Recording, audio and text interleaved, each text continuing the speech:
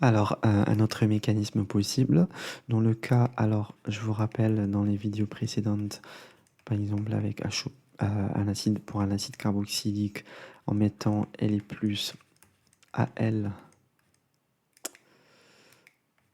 voilà, H4 moins, en fait, c'était un mécanisme différent, donc l'hydrure, il allait directement attaquer. Voilà, il faut faire attention parce que ça peut être une réaction acido-basique en étant voilà, nucléophile et basique.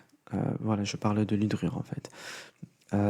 Donc on va former par exemple dans ce cas au moins, ok. Avec ça, on va former AlH3 et en plus on forme H2 gaz comme ça. Voilà. AlH3 en fait, celui-là, en fait, je vais le dessiner Al. Donc sa forme de Lewis, c'est ça, H3. Voilà, donc il y a une orbitale vacante parce qu'on a que 3 liaisons autour de l'atome. Généralement, quand on a un inférieur à 4, donc c'est une lacune. Voilà, juste un petit rappel.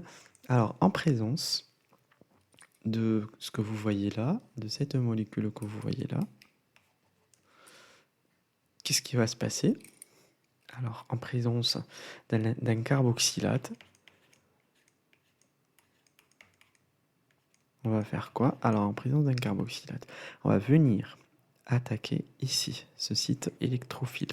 Donc on va former ces deux liaisons O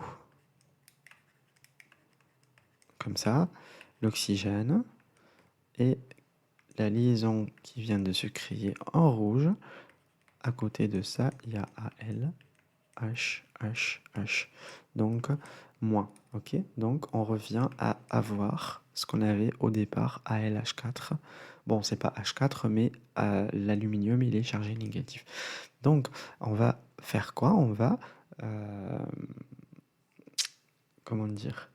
L'aluminium, pardon, il est chargé positif ici, delta plus, mais c'est les hydrogènes qui sont chargés delta moins, ok? Donc on va venir avec cette hydrure-là attaquer le carbonyle qui est chargé delta plus. Et puis quand on l'attaque, tout ça va partir en fait. On ne peut pas le faire directement comme ça.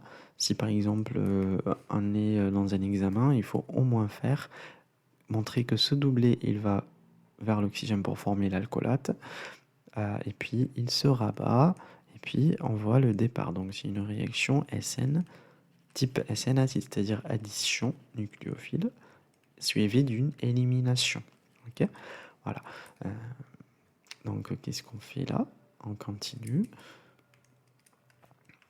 On continue. J'ai C double liaison O qui s'est reformé, même après l'attaque. Et ici, j'ai mon hydrure en rouge qui a attaqué. Donc j'ai formé un aldéhyde. Une fois que j'ai formé mon aldéhyde, il me faut juste un deuxième équivalent d'hydrure, donc un deuxième équivalent pour venir attaquer ici et former un alcool. Bon, H+, ok? Pour pouvoir former un alcool comme ça. Donc un alcool primaire, ok? Voilà. Voilà. On va essayer de voir ensemble, comment on appelle, d'autres réactions d'obtention d'alcool. Oui, donc, alors, et on va parler un petit peu de stéréochimie. Donc, il faut faire attention parce que parfois, quand on a, alors, par exemple, comme ça c'est un petit exemple, une réaction comme ça, oups. Donc, j'ai ma cétone ici, en présence par exemple de NaBH4, j'ai essayé de dessiner directement comme ça, BH4-. Donc BH4-, c'est un réducteur comme LiAl H4. Bon, il est moins puissant, moins violent, mais c'est un réducteur. Donc il réduit l'acétone en... cette cétone-là, on va pouvoir la réduire en alcool. Ok? Donc, qu'est-ce qu'on va faire? On va venir avec l'hydrure attaquer ici le carbonyle. Alors, un petit rappel. Donc, tout ce qui est carbonyle, donc c'est Sp2. Donc, pardon. Donc, c'est le plan. Ok? Donc, c'est un plan. Alors, on va parler juste de plan. En fait, le carbonyle, il est sur le plan. Donc, quand on vient attaquer avec mon nucléophile, donc je vais venir attaquer soit devant. Donc, le plan, c'est comme votre écran. C'est comme l'écran. Soit je viens attaquer par devant, soit je viens par derrière et attaquer ici. Ok? Donc, voilà. Donc, je vais former, j'ai deux possibilités.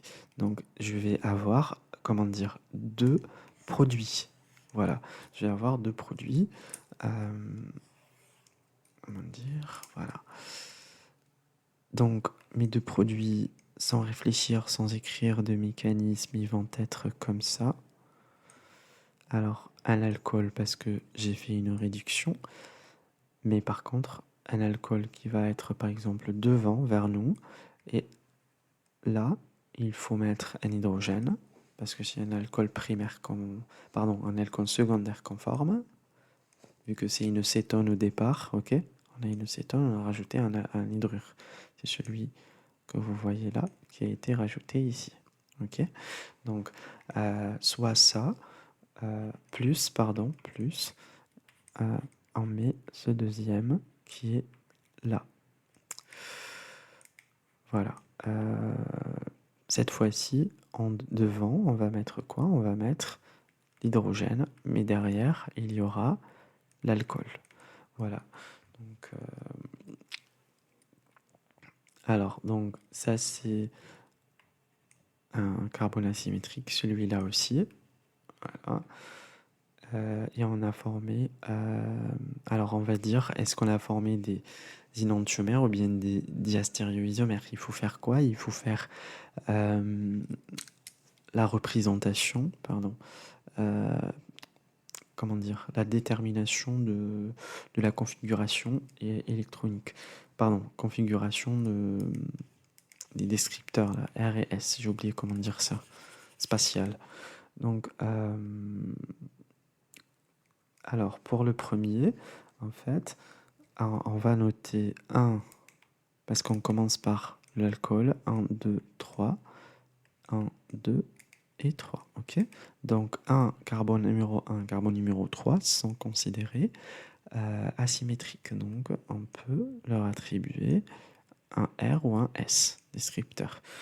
Donc pour 1 que vous voyez là, donc ça doit être un S. Pourquoi? On va compter 1. Alors 1 pour l'alcool, ce qui porte un oxygène. 2 pour celui-là, parce que là on compare pas, c'est pareil, mais là on a un méthyle, mais là on n'a rien, on n'a que des hydrogènes. Le troisième c'est celui-là, et le quatrième c'est celui-là, c'est l'hydrogène. Donc on fait comme ça. Quand on fait comme ça, on parle de S, ok? Donc ça c'est S. Voilà. Donc ici j'ai un S. 1 parce que c'est le carbone numéro 1. Donc pour le troisième carbone en fait en bleu, donc j'ai quoi? J'ai ça en premier. Pourquoi? Parce que ici j'ai un CH3, 3 hydrogènes, mais ici j'ai un CH2 avec un carbone qui porte un oxygène. Donc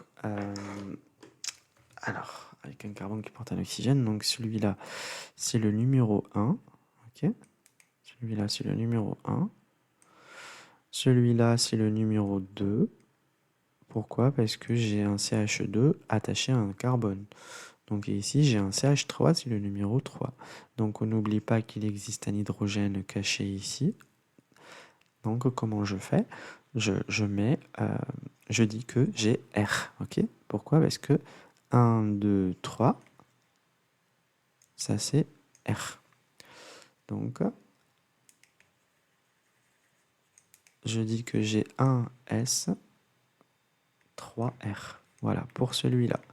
Pour celui-là, c'est l'inverse, ici seulement ici. Donc on a inversé un seul carbone, ok?